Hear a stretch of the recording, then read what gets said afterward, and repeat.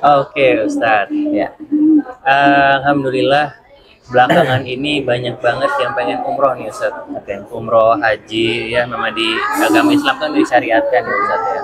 Tapi ada juga banyak yang berkendala umroh dan haji ini terlalu mahal. Mungkin spesifik umroh ya. Umroh ini sekarang masih rata-rata di sekitar 20, 25 sampai 35 juta. Dan mereka sempat nanya nih Ustadz, kira-kira umroh itu bisa dicicil nggak sih biaya, dan seperti apa hukum mencicil biaya umroh ini? Oke, mungkin termasuk haji ya. Iya, mungkin Termasuk masuk haji dana sekali ya. talangan haji atau dana talangan umroh. Karena memang bahasa itu yang sebelumnya dan sampai sekarang dipahami oleh masyarakat. Jadi bagaimana hukum dana talangan haji atau umroh seperti itu ya? Iya. Ya, memang secara produk di lembaga keuangan syariah itu ada. Oke, itu ada. Dan memang kebetulan di KPI Indonesia pun jual kan? Betul. Jual. Iya. Kita juga jual produk. Di Indonesia, DSN MUI menetapkan bahwasanya akad dari kredit pembiayaan umroh ya dan dana talangan haji itu menggunakan akad ijarah multijasa. Ijarah multijasa. Ijarah multijasa. Atau kalau di ilmu fikih muamalah kontemporer itu kita sering mengenal dengan bahasa ijarah muazi. Ijarah muazi. Iya, Mungkin masih jarang dengernya ya. Ijarah paralel. Hmm. Paralel. Jadi ijarah paralel itu simpelnya gini. Kita apa namanya? Menyewa sebuah jasa ya, kepada satu pihak, di mana satu pihak tersebut jasa tersebut divendorkan kepada pihak lain. Oke. Ya, jadi simpelnya apa ya? Maklon jasa. Maklon jasa. Maklon jasa. Dan pemaklonnya ini adalah lembaga keuangan syariah. Lembaga keuangan. Ya. Jadi lembaga keuangan bekerja sama dengan travel, ya, melakukan perjanjian kerjasama dengan travel berizin. Nah, mereka akan menjualkan produk-produk haji dan umroh kepada nasabah. Nah, skemanya nanti ketika ada nasabah yang ingin mengajukan pembiayaan haji atau umroh, itu datangnya ke pihak perbankan. Persis seperti skema murabahah di KPR. Ininya Ibaratnya ini murabahah dalam hal jasa. dalam jasa. Nah, murabahah dalam hal jasa ini namanya di Indonesia ijarah multijasa. Multijasa. Jasa atau di dunia ekonomi fikih muamalah kontemporer dikenal dengan istilah ijarah muazi atau ijarah paralel. Ijarah paralel. Seperti itu. Jadi nanti ada nasabah sama seperti biasa. Ini kita langsung bahas teknis nih, biar tidak ada kesalahpahaman. Iya, iya.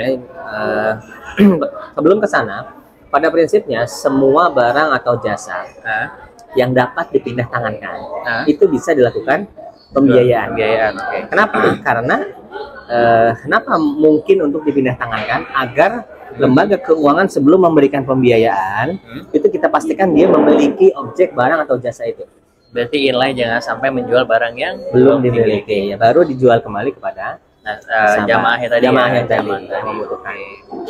Nah, ketika ada nasabah datang membutuhkan pembiayaan haji atau umroh, ya biasa kan dilakukan verifikasi. Nah, setelah fix layak diberikan kredit, ya bisa terbit SP3. Nanti ada terbitnya SP3.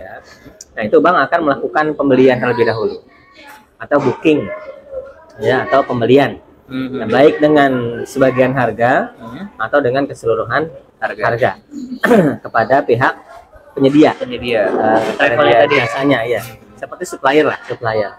Nah, setelah dibeli itu ada bukti ada penerbitan invoice biasanya dari vendor, ada bukti serah terima. Nah, baru setelah objek jasa dimiliki baru diangkatkan kepada nasabah tadi ya. Seperti itu. Nah, ini sudah sah. Jadi mirip sebetulnya dengan skema KPR, cuma bedanya ini objeknya adalah jasa. Seperti itu. Berarti sebenarnya produknya udah ada, legalnya juga udah bisa, secara syariah juga bisa ya Ustaz ya. Cuma banyak yang nanya nih Ustaz, kira-kira gimana hukumnya ketika berumroh tapi biaya dicicil? Sahkah umrohnya? Iya, enggak ada masalah, ya enggak ada masalah. Karena syarat ketentuan untuk haji dan umroh itu kan mampu. Ya mampu, sedangkan mampu ini kata para ulama ya, itu mampu baik dia mampu membayar cash atau dia mampu melakukan cicilan. Dalilnya apa? Dalilnya kan bank nggak mungkin dia meng-ACC atau meng-approve orang yang dinyatakan tidak mampu mencicil. Iya, Pasti dia akan meng-ACC orang yang dinilai, bahkan dia punya analis kan, punya analis yang menilai sedemikian rupa penghasilan orang ini, pekerjaan orang, dia mampu mencicil, seperti itu. Maka ketika dinyatakan mampu dengan SP3 tersebut, maka dia boleh melakukan ibadah dengan cara mencicil. Jadi dia memenuhi kriteria istitaah, mampu. Dia mampu secara finansial. Berarti semakin luas dong kategori mampu nih Ustaz. Iya, seperti itu. Kalau nggak mampu cash tapi mampu nyicil, berarti kategori mampu. Masuk kategori mampu. Hukumnya bisa jadi wajib. Iya. Kan kategorinya jelas. Iya. Maksudnya mampu menurut standar perbankan kan ketat. Iya. Iya. Jadi dia bisa masuk kategori mampu. Nah itu bisa segera segera berhaji. Seperti itu. Satu lagi mungkin yang apa namanya supaya masyarakat bisa membedakan antara mana jasa yang bisa dilakukan pembiayaan dan mana yang tidak. Contoh, apa namanya?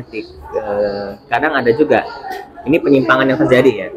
Titik kritis atau penyimpangan yang sering terjadi dalam hal pembiayaan jasa. Lembaga keuangan atau pihak pemberi pembiayaan kadang juga dilakukan oleh perorangan ya. Perorangan atau lembaga keuangan ya tidak mau melakukan booking.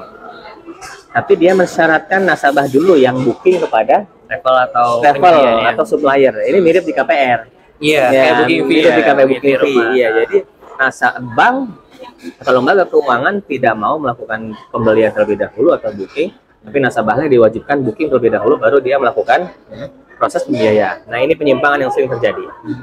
Ya, jadi bank menjual barang yang belum dimiliki atau nasabah terlebih dahulu akad kepada supplier sebelum bank berakad kepada supplier. Akhirnya yang terjadi adalah bank atau lembaga keuangan hanya memberikan dana talangan atau ya jatuhnya jadi riba ya. Jadi riba. Bukan jual beli. Nah, ini titik kritisnya mirip sebetulnya dengan skema di KPR.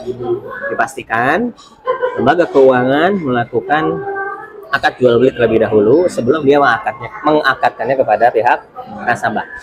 Dan umroh kredit ini kayak nggak sembarangan ya Ustaz ya. Maksudnya LKS-nya juga ada tapi sedikit yang mau satu itu.